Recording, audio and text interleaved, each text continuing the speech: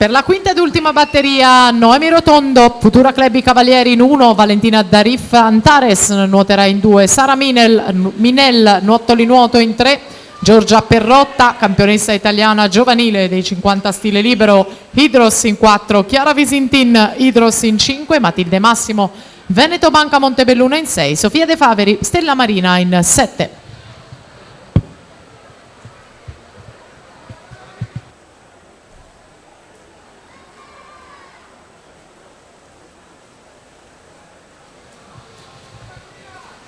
Tanto Chiara Traversi si va a prendere la vittoria di serie, 1:08.51 per lei. È il terzo miglior tempo fino ad ora, alle spalle di Artioli che continua a condurre con l'1:07.41 e di Sonia La Quintana.